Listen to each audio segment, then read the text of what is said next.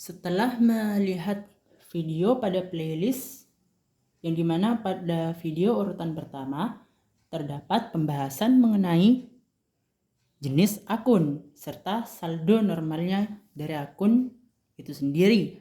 Maka agar memantapkan dari pemahaman itu, maka di sini akan diulang kembali penjelasannya secara singkat. Maka kita akan memulai dari mengingat kembali saldo akun.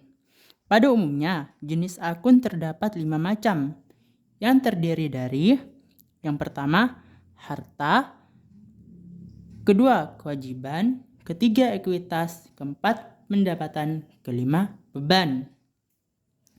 Untuk akun harta, saldo normalnya berada di debit. Maka pada akun harta jika bertambah, maka akan masuk posisi debit, dan jika berkurang akan masuk ke dalam posisi kredit.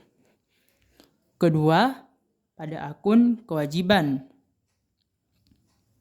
Pada akun kewajiban, saldo normalnya adalah kredit.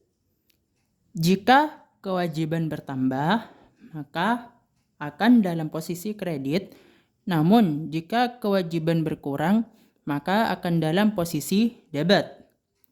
Yang ketiga, ekuitas. Untuk akun ekuitas, saldo normalnya adalah kredit. Maka jika ekuitas bertambah, maka akan posisi kredit. Jika ekuitas berkurang, maka akan berada di posisi debit. Keempat, pendapatan. Yang dimana pendapatan saldo normalnya adalah kredit. Maka jika pendapatan bertambah, maka akan berada di posisi kredit, sedangkan jika pendapatan berkurang, maka akan berada di posisi debit. Yang terakhir adalah beban, yang dimana saldo normalnya berada di debit. Yang berarti, jika beban bertambah, maka akan berada di posisi debit. Sedangkan jika beban berkurang, maka akan berada di posisi kredit. Maka di sini dapat jelas atau disimpulkan secara singkat, jika saldo normal dari suatu akun berada di debit, maka jika bertambah akan posisi di debit, dan jika berkurang maka akan berada di posisi kredit. Sedangkan jika suatu akun jika suatu akun saldo normalnya adalah kredit, maka jika bertambah akan berada di posisi kredit, dan jika berkurang akan berada di posisi debit. Dan dapat disimpulkan pula, untuk akun yang berada di posisi debit, untuk akun yang berada jika terdapat akun harta maupun beban, maka posisinya adalah debit. Jika terdapat akun kewajiban, ekuitas, dan pendapatan, maka untuk posisi saldo normalnya adalah di kredit. Atau sebaliknya, untuk akun yang berada di saldo normal debit, yakni adalah harta dan beban. Sedangkan untuk akun yang berada di posisi saldo normal kredit, yakni adalah kewajiban, ekuitas, dan pendapatan. Lalu setelah mengingat kembali saldo akun, maka di sini akan dibahas pembagian dan perincian jenis akun tadi. Maka dapat kita simpulkan dari jenis akun ini yang berjumlah 5, yakni harta, kewajiban, ekuitas, pendapatan, dan beban, akan memiliki akun detail atau akun anakan. Yang pertama yakni adalah harta. Untuk akun harta terbagi menjadi 2, yakni harta lancar atau harta jangka pendek. Lalu kedua adalah harta tetap atau harta jangka panjang. Perbedaannya adalah dari kondisi fisik. Perbedaan dari harta jangka pendek atau harta lancar serta harta tetap atau harta jangka panjang, yakni adalah pada kondisi fisiknya. Jika harta akan disebut dalam harta lancar atau harta jangka pendek.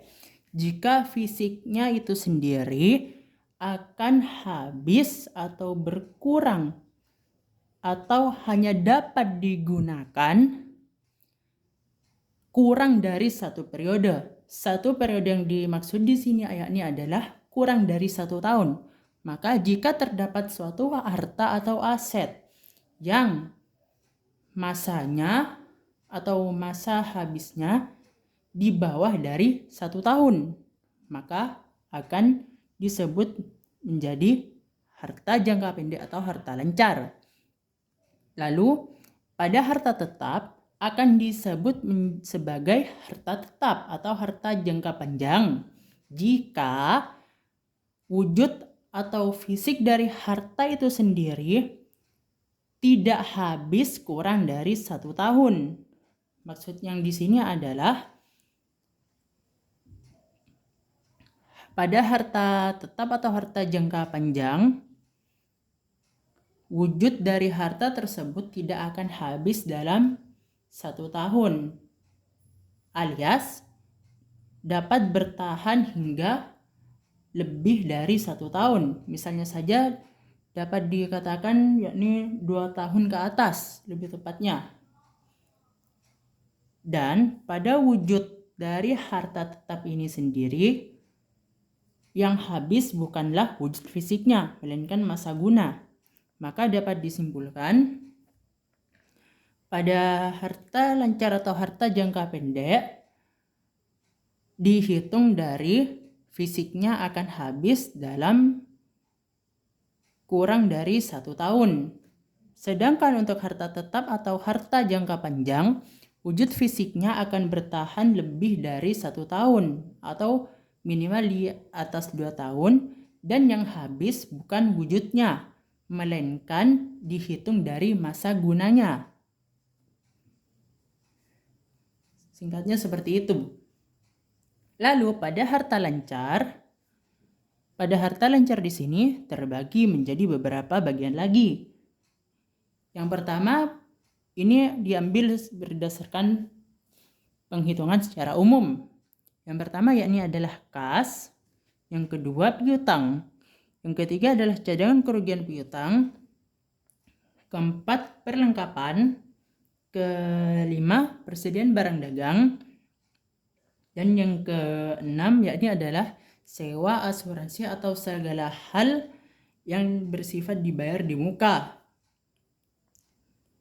Yang dimaksud di sini adalah seperti sewa dibayar di muka, lalu asuransi dibayar di muka, atau iklan dibayar di muka, atau pajak dibayar di muka, dan sebagainya.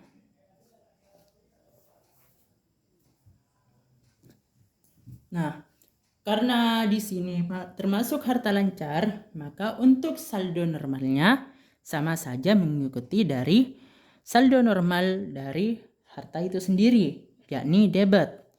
Maka jika bertambah akan masuk posisi debit, dan jika berkurang maka akan masuk posisi kredit.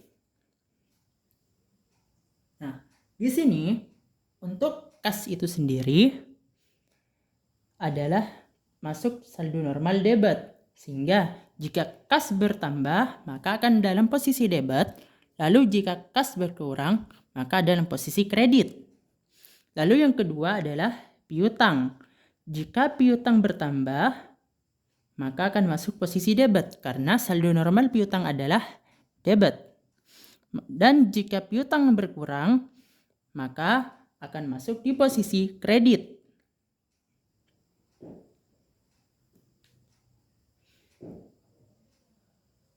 Di sini akan dijelaskan secara singkat.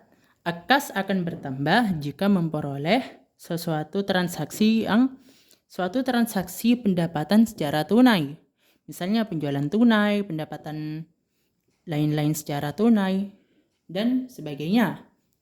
Lalu kas akan berkurang sehingga masuk kredit yang diakibatkan karena transaksi pengeluaran kas secara tunai. Misalnya membeli perlengkapan, membeli peralatan, membayar hutang beban, dan transaksi pengeluaran kas sebagainya. Lalu yang kedua adalah piutang. saldo normal piutang itu adalah debit, maka jika piutang bertambah akan diposisikan ke dalam debit. Jika piutang berkurang, maka akan diposisikan ke dalam kredit. Piutang akan bertambah jika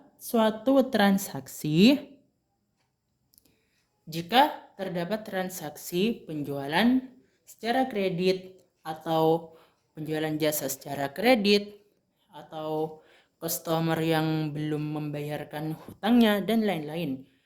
Karena piutang di sini yakni adalah orang yang memiliki hutang ke kita. Lalu, piutang akan berada di posisi kredit jika berkurang, yang dimana berkurang itu sendiri akan terjadi bila terdapat transaksi pelunasan piutang. Karena transaksi pelunasan piutang akan mengurangi piutang itu sehingga akan membuatnya dalam posisi kredit. Lalu yang ketiga, cadangan kerugian piutang. Di sini untuk cadangan kerugian piutang, saldo normalnya berbeda dari saldo normal harta pada biasanya. Karena pada saldo harta biasanya yakni masuk debit untuk saldo normalnya, maka dalam di hal ini cadangan kerugian piutang dagang, saldo normalnya adalah kredit, bukan lagi debit. Karena masuk ke dalam kredit akan mempengaruhi nilai piutang karena di sini berhubungannya dengan piutang. Karena di sini terdapat kalimat kerugian piutang, maka di sini adalah singkatnya saja adalah pengurangan nilai piutang sehingga akan mempengaruhi dari nilai piutang ini. Sehingga karena mempengaruhi nilai piutang yang menyebabkan nilai piutang itu menurun, maka akan diposisikan ke dalam kredit karena lawan dari harta. Sehingga perlu diingat saja cadangan kerugian ini saldo normalnya adalah kredit. Sehingga jika cadangan kerugian piutang bertambah, maka akan masuk dalam posisi kredit. Sedangkan jika cadangan kerugian piutang berkurang, akan masuk ke dalam posisi debit. Lalu yang keempat adalah perlengkapan. Perlengkapan di sini tetap termasuk dalam harta. Dan saldo normal dari perlengkapan adalah debit, maka sama dengan saldo normal harta pada biasanya. Sehingga dapat disimpulkan jika perlengkapan bertambah, maka posisinya adalah debit. Jika perlengkapan berkurang, maka posisinya adalah kredit. Transaksi yang dapat menyebabkan perlengkapan bertambah yakni adalah seperti pembelian perlengkapan atau setor modal dari pemilik perusahaan yakni berupa perlengkapan. Lalu yang menyebabkan perlengkapan berkurang sehingga menyebabkan posisinya dari kredit berada di kredit yakni adalah jika terdapat transaksi yang membuat nominal perlengkapan itu sendiri berkurang dari saldo biasanya. Biasanya hal itu akan terdapat di penyesuaian. Lalu yang kelima yakni adalah persediaan barang dagang. Untuk saldo normal dari persediaan barang dagang di sini yakni adalah debit. Sehingga jika persediaan barang dagang bertambah, maka posisinya akan berada di debit. Namun jika berkurang, maka posisinya akan berada di kredit. Transaksi yang mempengaruhi biasanya untuk menyebabkan persediaan barang berada di debit, yakni adalah transaksi pembelian barang dagang secara kredit maupun tunai. Lalu, persediaan barang dagang akan berada di posisi kredit jika terdapat transaksi retur pembelian barang dagang serta transaksi penjualan tunai maupun transaksi penjualan kredit.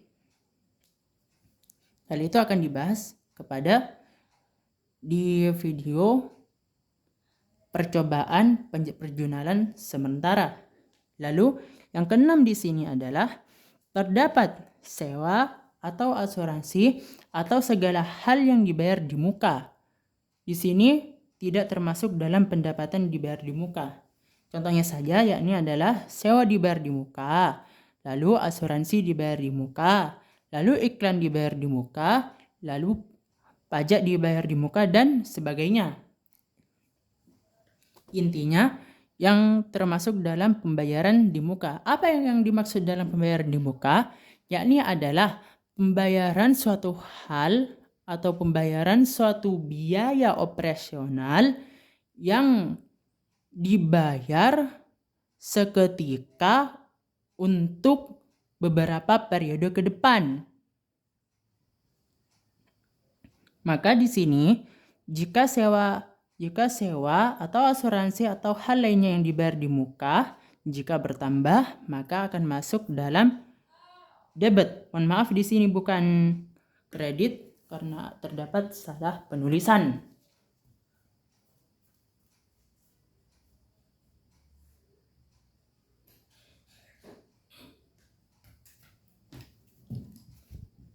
Mohon maaf.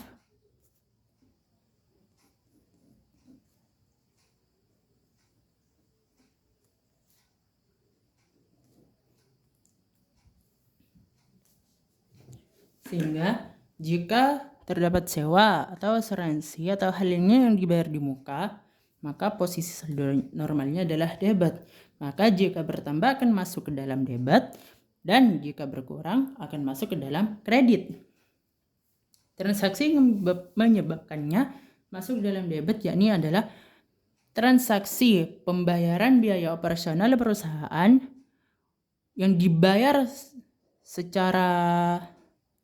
yang dibayar seketika dalam satu waktu yang dimana untuk biaya tersebut akan digunakan ke dalam beberapa periode ke depan.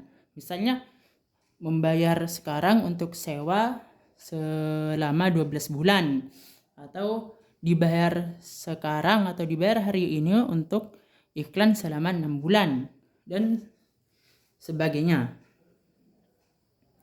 Lalu yang kedua, yakni kita akan masuk ke dalam harta tetap atau harta jangka panjang. Untuk harta tetap itu sendiri sama saldo normalnya yakni adalah mengikuti saldo normal harta, yakni debit. Lalu untuk detail atau anakan akun dari harta tetap atau harta jangka panjang yakni terdapat dua pada umumnya, yang dimana aset tetap itu sendiri dan yang kedua adalah akumulasi penyusutan aset tetap. Yang pertama adalah aset tetap. Aset tetap di sini dapat berupa gedung, mobil, peralatan, dan sebagainya. Yang dimana masa manfaatnya lebih dari satu periode. Maka di sini saldo normal aset tetap adalah debit. Jika aset tetap bertambah, maka akan masuk ke dalam debit. Jika aset tetap berkurang, maka akan masuk ke dalam kredit. Biasanya untuk aset tetap akan masuk ke dalam akan masuk ke dalam posisi debit jika terdapat transaksi pembelian pembelian aset tetap secara kredit maupun tunai. Aset tetap akan masuk ke dalam posisi kredit jika terdapat transaksi penjualan aset tetap secara kredit maupun tunai. Lalu yang kedua adalah akumulasi penyusutan aset tetap. Untuk saldo normal, akumulasi penyusutan aset tetap yakni berbeda dari saldo normal harta, yakni di sini masuk ke kredit. Sehingga biasanya untuk akumulasi penyusutan aset tetap ini akan terdapat di penyesuaian dan biasanya akan terus di posisi kredit, biasanya dalam soal-soal. Sehingga jika akumulasi penyusutan aset tetap bertambah, maka akan berada di posisi kredit. Jika akumulasi penyusutan aset tetap berkurang, maka akan berada di posisi debit.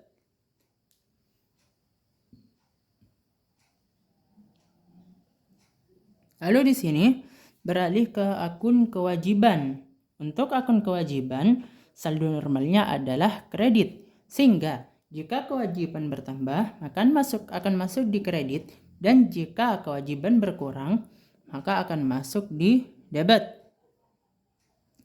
Untuk kewajiban juga terbagi menjadi dua anakan akun, yakni terdapat kewajiban lancar atau jangka pendek dan kewajiban tetap atau kewajiban jangka panjang. Pengertiannya sama, yakni kewajiban jangka pendek merupakan kewajiban perusahaan untuk membayar hutang kepada pihak lain yang jangka waktunya tidak lebih dari 1 periode alias di bawah dari 1 tahun untuk pelunasannya. Sedangkan untuk kewajiban jangka panjang merupakan kewajiban perusahaan untuk membayar hutang kepada pihak lain atas hutang yang jangka waktu pembayarannya yang lebih dari 1 periode atau 1 tahun. Begitu secara singkatnya. Untuk kewajiban lancar terdapat beberapa anakan akun. Yang pertama yakni adalah hutang usaha atau hutang dagang. Untuk hutang usaha di sini, saldo normalnya sama yakni kredit. Sehingga jika hutang usaha bertambah, maka akan berada di posisi kredit. Dan jika hutang usaha berkurang, maka akan berada di posisi debit. Hutang usaha akan bertambah jika perusahaan melakukan pembelian atau penggunaan jasa kepada pihak lain yang dimana akan dibayar pada waktu berikutnya, atau secara singkatnya adalah menghutang. Lalu hutang usaha akan berada di posisi debit jika perusahaan melunasi atas hutang yang dimiliki kepada pihak lain. Lalu yang kedua adalah hutang beban. Sama dengan hutang usaha, bedanya hutang usaha untuk merupakan kewajiban perusahaan untuk membayar sejumlah uang kepada supplier. Sementara untuk hutang beban merupakan kewajiban perusahaan atas pembayaran biaya-biaya yang belum dibayar. Misalnya, untuk tagihan listrik bulan sekarang belum dibayar sehingga akan dibayarkan bulan depan. Nah, maka hal itu akan termasuk ke dalam hutang beban. Hutang beban akan berada di posisi kredit jika bertambah. Lalu, hutang beban akan masuk ke dalam posisi debit jika setelah dibayarkan. Yang ketiga adalah hutang pajak penghasilan. Di sini hutang pajak penghasilan itu sendiri untuk hutang pajak penghasilan saldo normalnya adalah kredit. Jika hutang pajak penghasilan bertambah, maka akan berada di posisi kredit, dan jika hutang pajak penghasilan berkurang akan berada di posisi debit.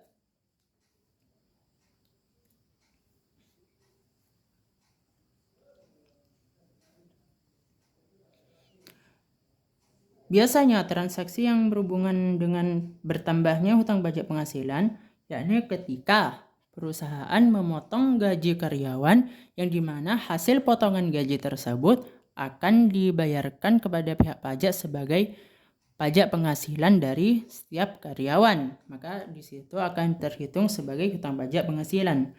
Dan hutang pajak penghasilan akan berkurang jika atas potongan gaji karyawan untuk pajak orang pribadi sebelumnya itu telah dibayar, sehingga hutang pajak penghasilan akan berkurang. Lalu yang keempat yakni adalah terdapat PPN masuk.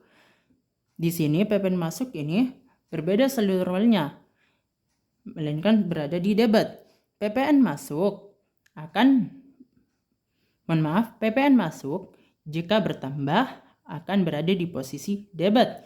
Jika berkurang, maka akan berada di posisi kredit.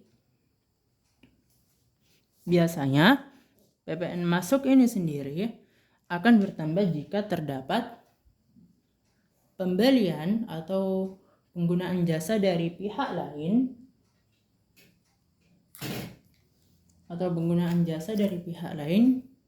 lebih tepatnya supplier yang dikenai pajak. Lalu PPN masuk di sini akan berkurang jika akan dibayarkan kepada pihak pajak di akhir periode, sehingga akan memasukkannya menjadi posisi kredit.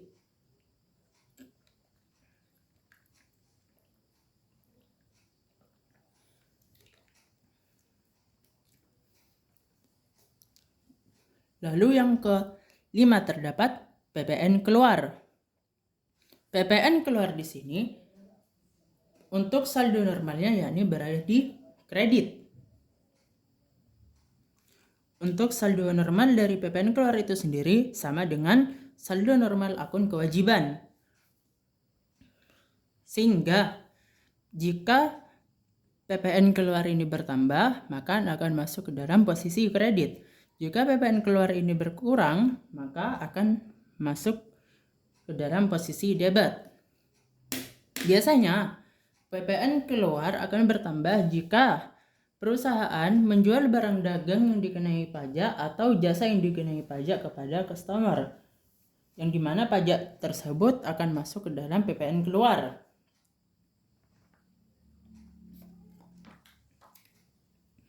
Dan PPN keluar akan diperhitungkan atau dimasukkan dalam posisi debit jika telah dibayarkan kepada pihak pajak. Lalu untuk anakan akun dari akun kewajiban terdapat akun kewajiban tetap atau kewajiban jangka panjang. Sudah dijelaskan secara singkat tadi bahwa kewajiban jangka panjang merupakan kewajiban perusahaan yang harus dibayarkan dalam waktu lebih dari 1 tahun. Untuk contohnya sendiri yakni adalah hutang bank. Mengapa hutang bank? Seperti kita ketahui, hutang bank rata-rata jangka waktu pelunasannya berjangka lebih dari 1 tahun. Karena berjangka lebih dari 1 tahun, maka akan dimasukkan dalam kategori kewajiban tetap atau kewajiban jangka panjang. Sehingga jika misalnya hutang bank di sini bertambah, maka posisinya tetap, yakni saldo normalnya adalah kredit. Maka jika hutang bank bertambah, maka akan masuk dalam posisi kredit. Sedangkan jika hutang bank berkurang, akan masuk ke dalam posisi debit. Posisi yang menyebabkan hutang bank bertambah atau masuk di bagian kredit yakni adalah jika terdapat transaksi peminjaman uang kepada bank. Lalu, hutang bank akan berada di posisi debit atau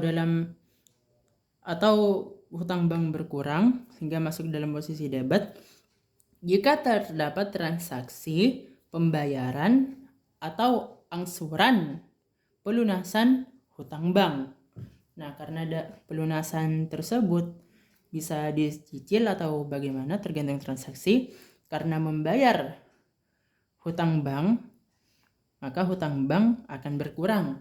Sehingga karena berkurang tersebut akan masuk ke dalam posisi debit. Lalu setelah itu, untuk akun yang ketiga setelah kewajiban yakni adalah akun ekuitas atau modal. Biasanya bukan hanya modal, namun kita ambil secara umum saja yakni ekuitas. Untuk akun ekuitas sendiri, saldo normalnya adalah kredit. Sehingga jika ekuitas bertambah, maka masuk ke posisi kredit, dan jika ekuitas berkurang, maka akan masuk posisi debit. Lalu, terdapat dari anakan akun dari ekuitas. Yang pertama adalah modal pemilik.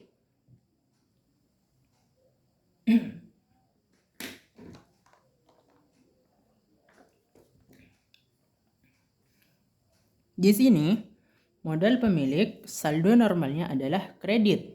Sehingga, jika modal pemilik bertambah, maka akan masuk di posisi kredit. Jika modal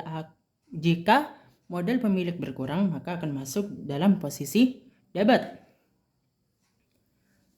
Maka, di sini untuk transaksi yang menyebabkan modal pemilik bertambah, yakni misalnya terdapat transaksi pemilik perusahaan menyetorkan modal berupa uang tunai dan perlengkapan, sehingga nominal dari perlengkapan dan uang tunai tersebut akan masuk ke dalam modal, sehingga modal akan bertambah karena pemilik perusahaan menyetorkan modal berupa uang tunai dan perlengkapan. Lalu, modal pemilik akan berkurang jika terdapat sejumlah kerugian yang dialami oleh perusahaan. Biasanya, untuk peletakan modal pemilik ini di debit akan terdapat di jurnal penutup nanti, bukan di transaksi biasanya. Kecuali jika terdapat transaksi penyetoran modal, maka akan terdapat di transaksi biasanya.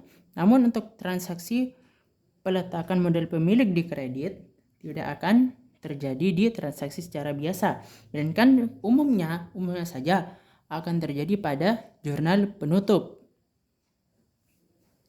Lalu yang kedua yakni adalah priva pemilik. Dari namanya saja priv diambil dari kata private, mungkin yakni pribadi atau pribadi pemilik. Maka di sini yang dimaksud priva pemilik adalah jika terdapat suatu transaksi yang dimana pemilik mengambil aset perusahaan untuk kepentingannya sendiri. Di sini, untuk priva pemilik, saldo normal dari akunnya adalah debit, berbeda dari saldo normal ekuitas, yakni kredit. Sehingga, jika priva pemilik bertambah, maka akan masuk di debit. Jika priva pemilik berkurang, maka akan masuk di kredit. Biasanya, terdapat transaksi yang menyebabkan priva pemilik bertambah, seperti contohnya tadi, yakni akan bertambah jika terdapat transaksi jika pemilik perusahaan mengambil sejumlah aset atau harta perusahaan untuk kepentingannya pribadi. Misalnya saja, Pak Handoko selaku pemilik perusahaan mengambil uang perusahaan sejumlah 300.000 untuk keperluan pribadinya yang secara mendadak, sehingga akan tercatat sebagai priva pemilik di debit. Karena priva pemilik bertambah, maka akan masuk debit, dan kasnya itu pun sendiri akan masuk di kredit. Karena kas berkurang masuk di kredit yang diakibatkan oleh pemilik perusahaan yang mengambil uang perusahaan.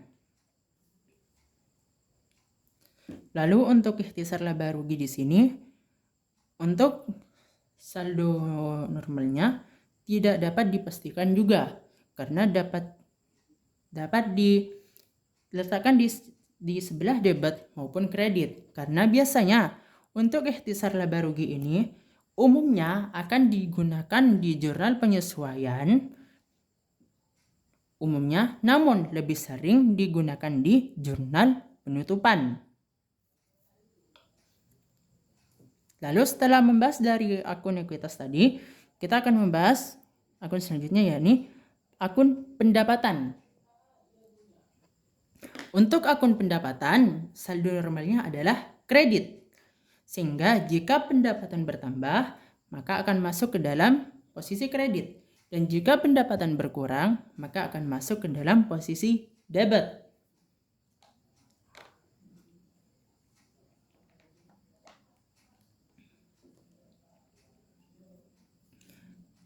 Untuk pendapatan ini sendiri, terdapat beberapa anakan akun.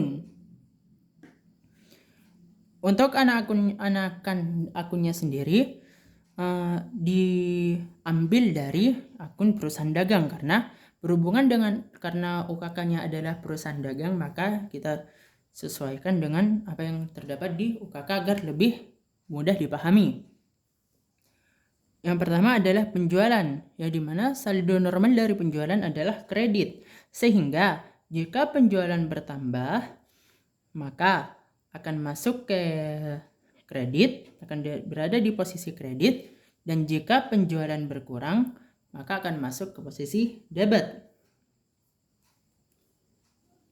Namun biasanya penjualan akan bertambah sehingga masuk kredit akibat terdapat transaksi penjualan barang dagang atau, atas transaksi penjualan barang dagang secara tunai maupun secara kredit kepada customer. Biasanya penjualan akan berkurang yang diakibatkan oleh retur penjualan. Nah, di sini jika misalnya saja di transaksi nanti di soal UKK tidak terdapat akun retur penjualan yang biasanya digunakan dalam transaksi retur penjualan, maka untuk posisinya kita harus menggunakan penjualan itu di posisi debit untuk mengganti retur penjualan. Namun jika misalnya di OKK nanti terdapat akun retur penjualan, maka jangan memakai akun penjualan, maka harus memakai akun retur penjualan.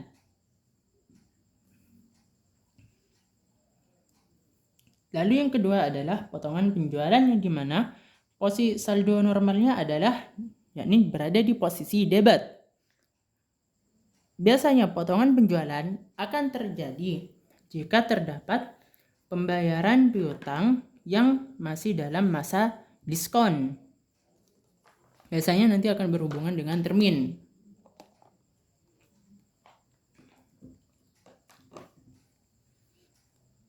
Sehingga jika potongan penjualan yakni saldo normalnya debit, maka jika potongan penjualan bertambah maka akan berada di posisi debit, dan jika potongan penjualan ini berkurang maka akan berada di posisi kredit. Namun umumnya tidak pernah ada sejauh ini, sepengalaman ini, potongan penjualan berada di posisi kredit, melainkan nanti di jurnal penutup biasanya. Namun dalam info transaksi tidak pernah ada potongan penjualan berada di posisi kredit. Begitu juga dengan retur penjualan. Retur penjualan terjadi ketika pada saat customer mengembalikan barang yang telah dijual kepada mereka. Misalnya saja terdapat kerusakan pada barang atau ketidakcocokan. Jadi, retur penjualan saldo normalnya adalah debit. Jika retur penjualan bertambah, maka posisinya adalah debit. Jika retur penjualan berkurang, maka posisinya masuk ke dalam kredit. Lalu, yang keempat adalah pendapatan angkut penjualan.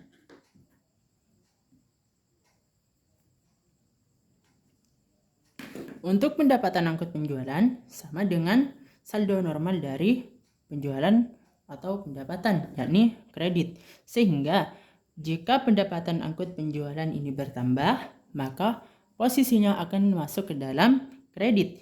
Jika pendapatan angkut penjualan ini berkurang, maka akan masuk ke dalam debit. Biasanya pendapatan angkut penjualan dicatat ketika terdapat nota atau transaksi yang menunjukkan keterangan biaya angkut sebesar sekian-sekian yang ditanggung oleh pembeli. Kita sebagai penjual dan customer adalah pembeli. Dan jika terdapat transaksi seperti itu yang dimana biaya angkut ditanggung oleh customer, maka akan masuk ke dalam pendapatan angkut penjualan. Sehingga pendapatan angkut penjualan akan bertambah sehingga masuk ke dalam posisi kredit, dan jika berkurang akan masuk dalam posisi debit. Lalu setelah itu kita akan masuk ke dalam bahasan akun berikutnya, yakni akun beban. Untuk akun beban perlu diingat saldo normalnya adalah debit. Sehingga jika beban bertambah maka akan berada di posisi debit. dan jika berkurang akan berada di posisi kredit. Maka untuk seluruh beban yang ada dalam daftar akun nanti pada saldo KK pasti saldo normalnya adalah di debit. Sudah pasti. Sehingga biasanya dalam detail transaksi pada saldo KK ditunjukkan atau digemborkan bahwa terdapat transaksi penambahan biaya operasional. Sehingga karena beban itu bertambah, maka seluruhnya akan masuk ke debit. Yang dimana jika beban berkurang, maka akan masuk ke kredit. Biasanya beban berkurang ini jarang sekali terjadi dalam soal LKK, namun bisa saja terjadi pada jurnal penyesuaian nanti. Maka untuk pembahasan akun pokok 5 jenis akun tadi yakni dari harta, kewajiban, ekuitas, pendapatan, dan beban telah selesai. Namun karena di sini temanya adalah perusahaan dagang, maka terdapat beberapa penambahan akun yang nantinya akan biasanya terdapat dalam saldo KK pada daftar akunnya. Jika sebelumnya terdapat 5 akun, maka ada penambahan maka akan ada penambahan 3 jenis akun. Di antaranya yakni yang pertama adalah harga pokok penjualan, yang dimana harga pokok penjualan ini saldo normalnya adalah debit, sehingga jika harga pokok penjualan bertambah maka akan berada di posisi debit, dan jika harga pokok penjualan berkurang maka akan berada di posisi kredit. Lalu untuk detail dari akunnya itu sendiri yakni yang pertama yakni sama harga pokok penjualan. Harga pokok penjualan akan berada di posisi debit karena bertambah jika terdapat penjualan barang dagang secara kredit maupun tunai. Lalu harga pokok penjualan akan berada di posisi kredit karena transaksi retur penjualan biasanya. Lalu yang kedua terdapat akun potongan pembelian. Untuk akun potongan pembelian di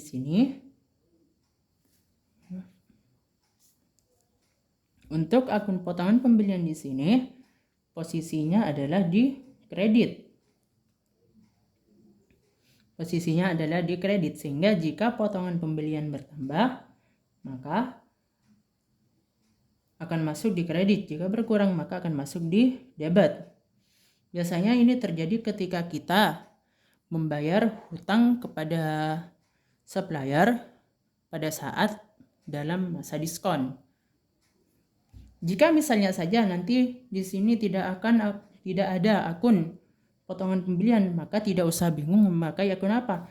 Cukuplah kita mengganti akun potongan pembelian tersebut dengan menggunakan harga pokok penjualan ini, yang dimana diletakkan di sebelah kreditnya, bukan di debitnya.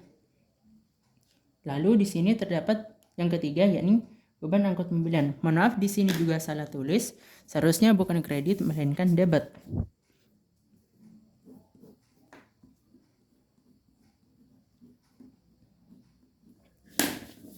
Sehingga beban angkut pembelian sama saja dengan akun beban pada umumnya, namun hanya disusun berdasarkan kategorinya.